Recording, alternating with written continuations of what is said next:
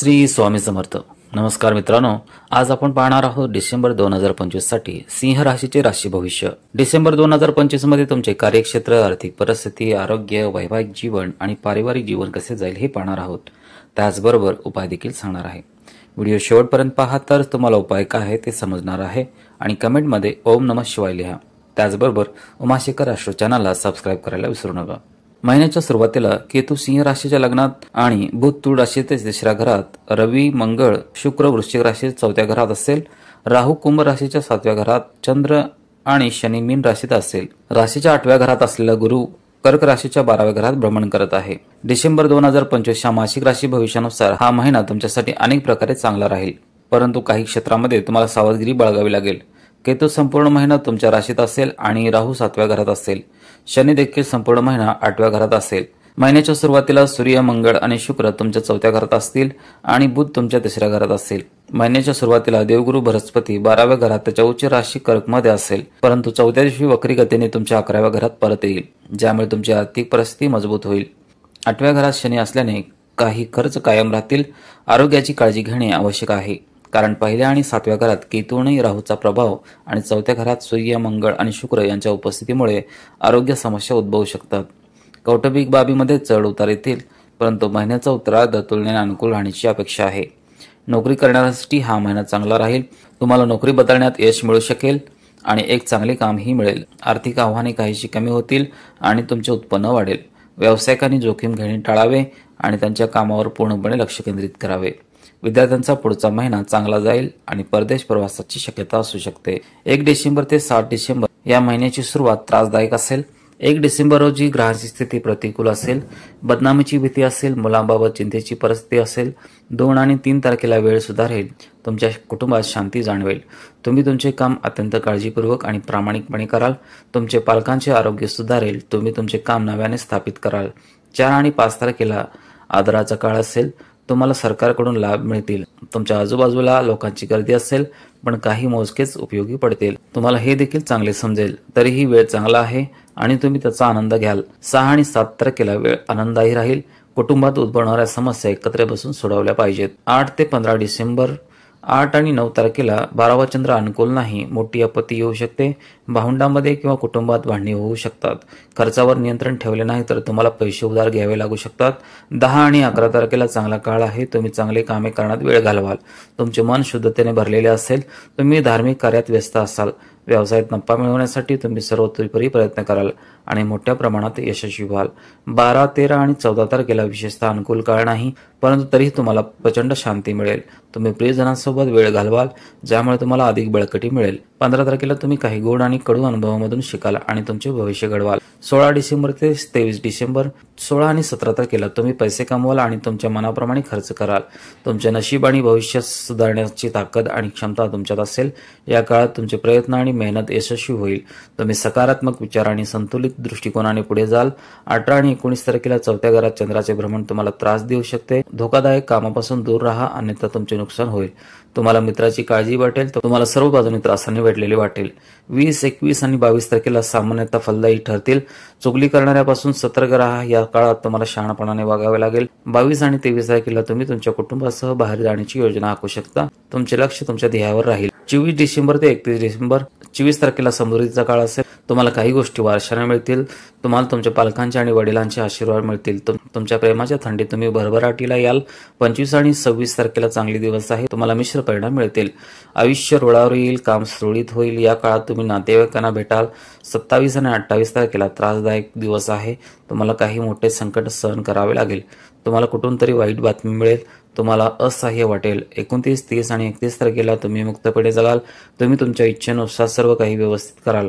कामापासून ते घरापर्यंत प्रत्येक गोष्टी तुम्ही नवीन गोष्टी वापरून पाहाल. तुम्ही पार्ट्यामध्ये व्यस्त राहू शकता. करिअरच्या दृष्टिकोनातून हा महिना चांगला राहील. 10व्या घराचा स्वामी शुक्र सूर्य आणि मंगळासोबत 4थ्या घरात बसून 10व्या घराकडे पाहेल. 6व्या घराचा स्वामी शनी संपूर्ण महिन्याच्या 8व्या घरात राहील आणि 10व्या घरावर त्याचा प्रभाव टाकेल.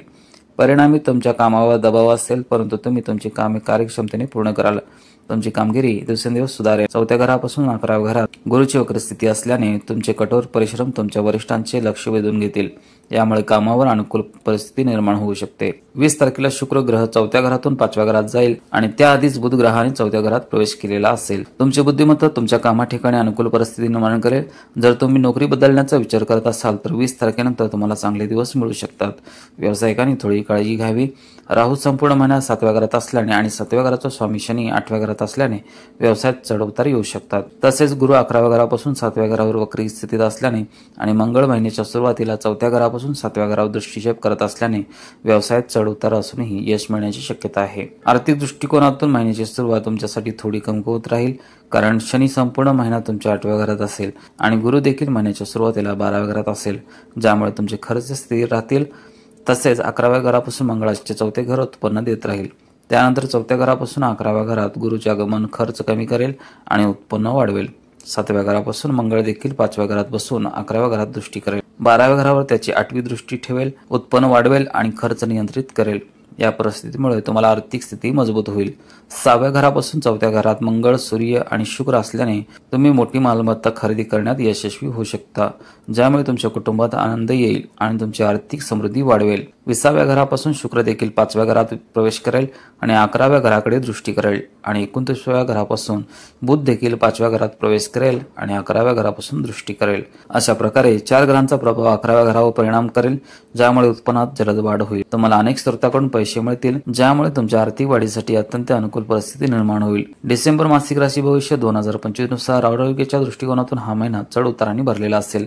तुमच्या राशीतील केतू तुम्हाला एकांतवास पसंत करेल. राहू 7व्या घरात असेल. शनी संपूर्ण महिना 8व्या घरात राहील. 8व्या घरात शनी असल्याने शारीरिक समस्याकडे दुर्लक्ष केल्याने आजारांना आमंत्रण मिळते. म्हणून सर्व समस्या टाळण्यासाठी तुमची दैनंदिन दिनचर्या सुधारा आणि नियमित शारीरिक व्यायाम करा. महिन्याच्या सुरुवातीला बृहस्पती 12व्या घरात असेल, जे आरोग्याच्या दृष्टिकोनातून अनुकूल नाही. तसेच 4थ्या घरापासून 11व्या घरात त्याचे आगमन काही आराम आणि आरोग्यात थोडी सुधारणा आणेल. 4थ्या घरात मंगळ, सूर्य आणि शुक्र एकत्र असल्याने देखील फारसे अनुकूल नाही. यामुळे पित्ताशी संबंधित समस्या वाढू शकतात. बुध 6व्या दिवशी त्याच्यासोबत आल्याने त्वचेशी संबंधित समस्यांना धोका देखील वाढू शकतो. तसेच मंगळ देखील या राशीतून बाहेर पडून 7 तारखेला 5व्या घरात जाईल, ज्यामुळे ही समस्या दूर होईल. तसेच 5व्या घरात मंगळाचे स्थान, वक्री गुरुची दृष्टी आणि 8व्या घरापासून शनी दृष्टी असल्याने पोटाशी संबंधित समस्या उद्भवू शकतात आणि तुम्हाला त्याच्याकडे लक्ष देणे आवश्यक आहे. तुमच्या प्रेम संबंधाबद्दल 5व्या घराचा स्वामी बृहस्पती महिन्याच्या सुरुवातीला 12व्या घरात असेल. संपूर्ण महिना 8व्या घरात राहणारा शनी 5व्या घरावर दृष्टी ठेवेल, ज्यामुळे प्रेम संबंधासाठी हा महिना सामान्य काळ बनेल. गोष्टी जशा होत्या तशाच राहतील, परंतु 4थ्यापासून वक्री गुरु 11व्या घरात प्रवेश करत असल्याने आणि तुमच्या 5व्या घरावर दृष्टी ठेवल्याने परिस्थिती बदलेल. तुम्ही तुमच्या प्रेम जीवनात खूप सक्रिय व्हाल आणि तुम्हाला एक वेगळीच अस्वस्थता जाणवेल. तुम्ही तुमचे नाते परिपक्व कराल. तुम्ही तुमच्या प्रियकराला भेटण्याचा आणि तुमच्या नात्या पुढे जाण्याचा विचार कराल. जर तुम्ही या दिशेने पुढे जाण्याचा विचार केला तर तुम्हाला यश मिळू शकते. तुम्हाला तुमच्या प्रियकराशी लग्न करण्याची संधी देखील मिळू शकते, ज्यामुळे प्रेम विवाह होऊ शकतो. तसेच 7व्या घरापासून मंगळ 5व्या घरात प्रवेश करत असल्याने तुमच्या प्रिय व्यक्तीकडून काही समस्या, वाद आणि रागावलेले वर्तन तुम्हाला त्रास देऊ शकते. विवाहित व्यक्तींसाठी 7व्या घरात राहू आणि 8व्या घरात शनी असल्याने तुमचे जीवन चढ उतारांनी भरलेले असू शकते. 4थ्या घरापासून तुमच्या 7व्या घरावर वक्री गुरुची दृष्टी समस्या वाढवू शकते, म्हणून तुम्ही सावधगिरी बाळगणे आवश्यक आहे. हा महिना कौटुंबिक जीवनासाठी अशांततेने भरलेला असण्याची शक्यता आहे. तुमच्या घराचा स्वामी बुध महिन्याच्या सुरुवातीला 3ऱ्या घरात असेल आणि नंतर 6व्या घरापासून 4थ्या घरात सूर्य, मंगळ आणि शुक्र यांच्यासह असेल. त्यानंतर तो 29 तारखेला तुमच्या 5व्या घरात जाईल. तर मंगळ, रवी आणि शुक्र महिन्याच्या सुरुवातीला 4थ्या घरात असतील. 4थ्या घराचा स्वामी मंगळ 7व्या घरापासून तुमच्या 5व्या घरात जाईल, ज्यामुळे कौटुंबिक संबंधामध्ये चढ उतार येतील. तुम्हाला घरात काही नवीन बांधकाम करण्याची संधी मिळेल. तुम्ही घरचे नूतनीकरण देखील करू शकता. घरात सुखसोयी आणि सुविधा वाढवू शकता. तुम्ही घरात काही नवीन भर घालू शकता.